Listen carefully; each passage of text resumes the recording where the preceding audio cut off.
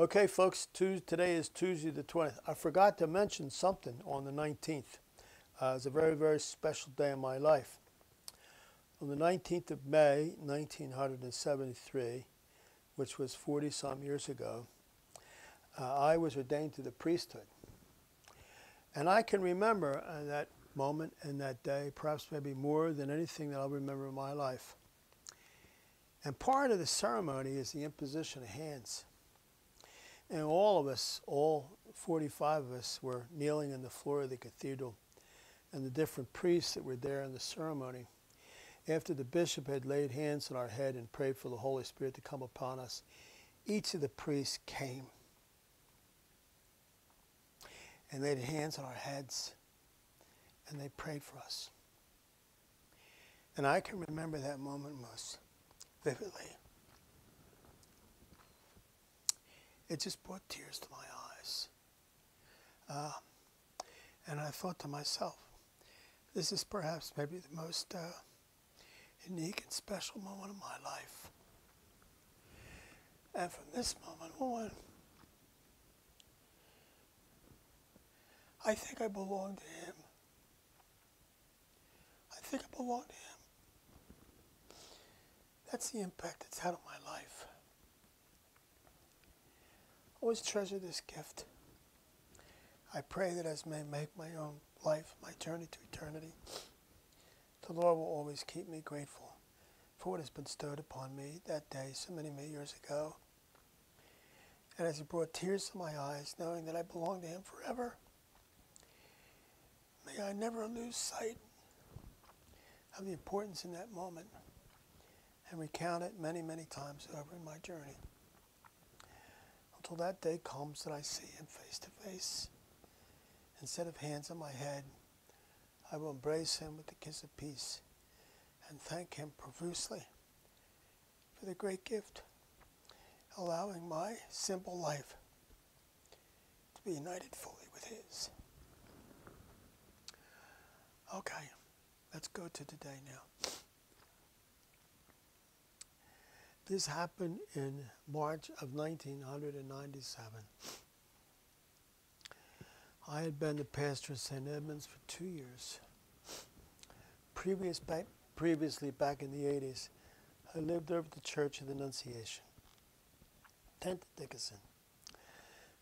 On the house catty-corner to the church, one of our parishioners lived, Sam and Teresa Ronanelli. Teresa had a voice of the angels. She led the choir.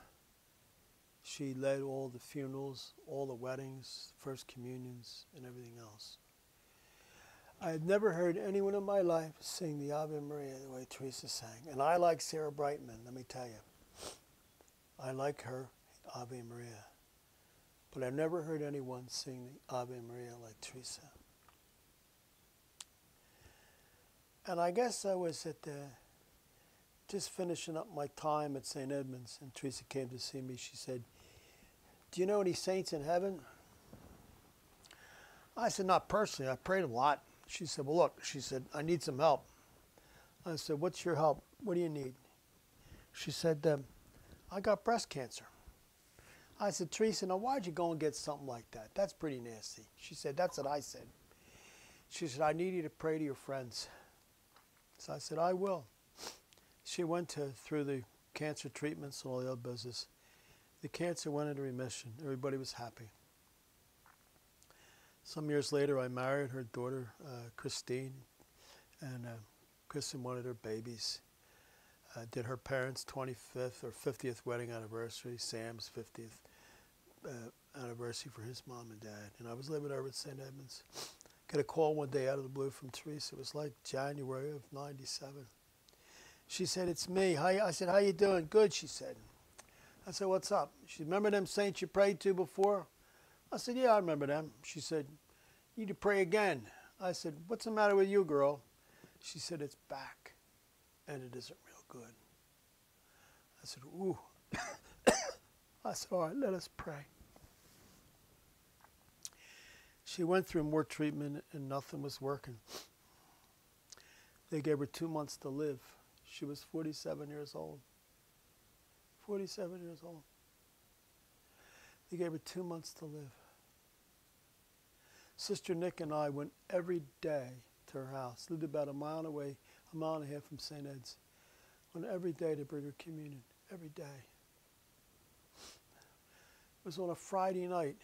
I went over to the house. Her mom and dad, her in-laws were there. Her brother, her sister were there. Everybody's sitting around the house. Her body had become quite extended. You know, she put a lot of fluid on. We were sitting there and just very quietly saying some prayers. And she was kind of semi-conscious. And she woke up out of the stupor. She says, "Oh, for God's sake, why don't you go home?" She said, "I promise I'm not going to die tonight." So we all chuckled at that. We hugged her, told her we loved her. And everybody went home. The next day, around 11 o'clock, the only people in her house were Teresa, her 2 children, and her husband, Sam. Sam was back in the kitchen doing dishes. And Teresa yelled out, she said, "Sam, Sam, come here quick." I said, "Teresa, what's the matter?" She said, "Sam," she said, "Jesus is standing right here in front of me." And Sam said, "Teresa, if you said Jesus is standing there, then Jesus is standing there." And he said, "Is he saying anything to you?" She said, "No, he's just staring at me." She said, "Well," he said, Sam looked at her and said, "Teresa, just keep looking at him." Thinking that she was delirious, he went back to the kitchen, was finishing up, cleaning up the kitchen. A couple of minutes later, she called out again to him and said, "Sam, Sam, come quick." Sam went into the living room and looked at her and said, "Teresa, what's the matter?" She said, "Don't you see him? He's here." And she said, "Teresa, he told me that Jesus was here. Does he say anything to you?" He said, "Yeah." He said, "He told me it's not time yet. It's not time yet." I said, "All right, Teresa, if Jesus said it's not time yet, you'll be all right." And back in the kitchen. 3 minutes later, Teresa calls again to Sam and says, "Sam, Sam, come here quick." I said, "Teresa, what is it? What is it you're saying?" I said, "Jesus is here." I said, "You told me that. Is he saying anything to you?" "He is, Sam. He's saying to me." "But Teresa, what is he saying to you?" And she said, "He said to me that I'm next." And Sam, with tears in his eyes, she said, "Teresa, what's he doing?" He said, "He has his hand out to me."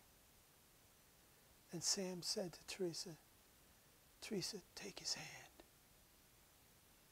And with that, she closed her eyes and she died. Teresa had a great sense of humor.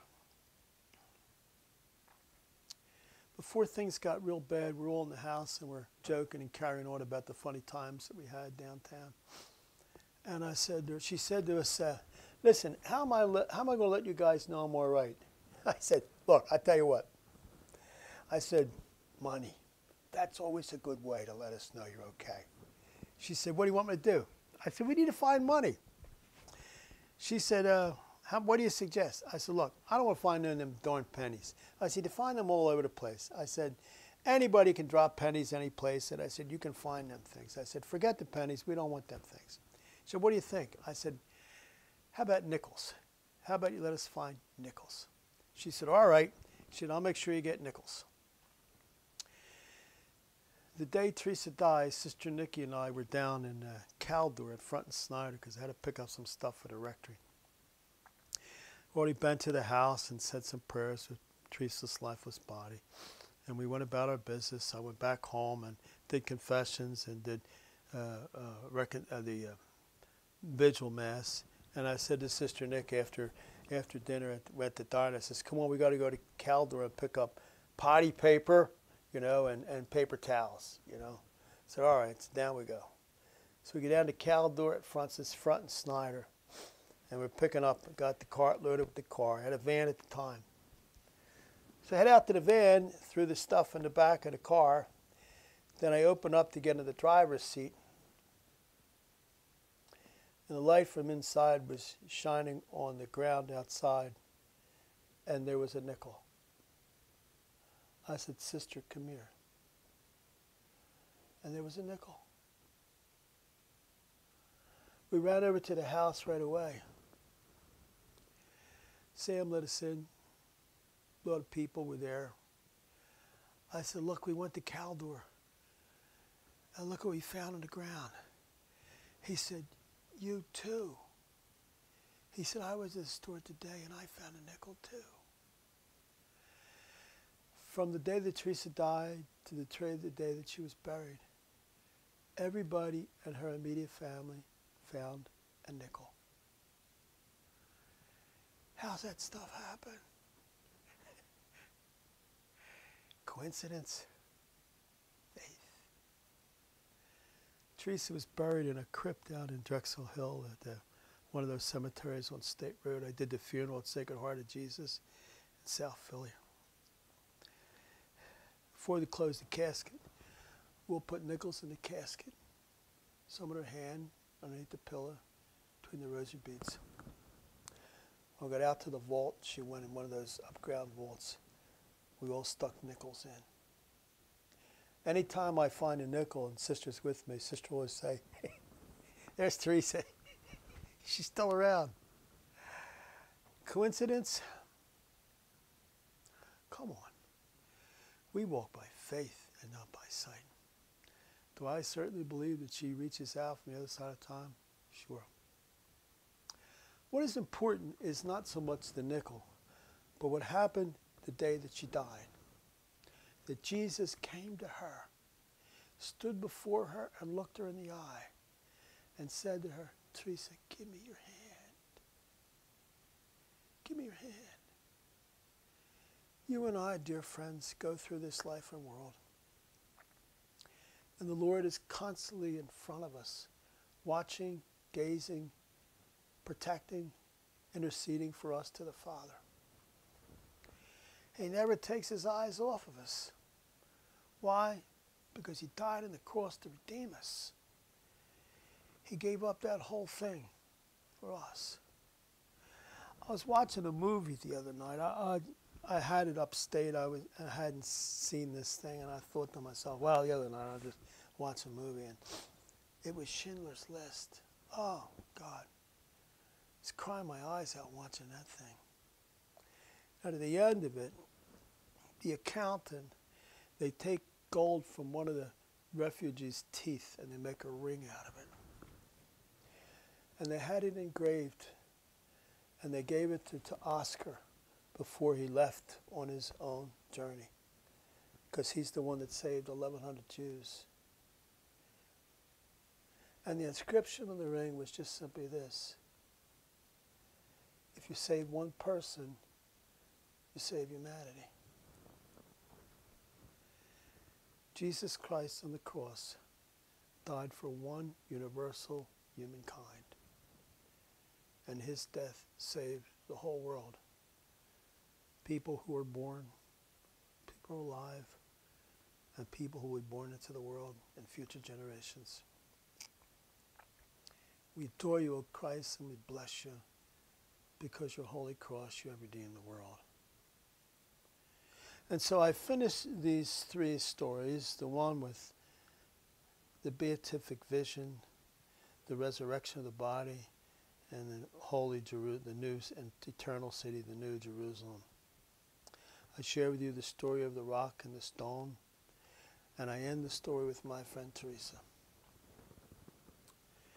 If in your journey through life, from time to time, you come across a nickel, know that it was this special lady who sang the Ave Maria like no one I ever knew, that she, who is with the presence of the risen Lord, will intercede for you and for me, so that your way in life will never be lost, and neither will mine. I pray someday to be with Teresa, and hopefully we're going to count all the nickels that we've collected over time and buy ourselves a Rita's water ice and remember those days that we sang and we laughed when life was so simple And we enjoyed nothing more than the blessing of a good song and the gift of each other's love. Have a good day, people. We'll see you later. God love you.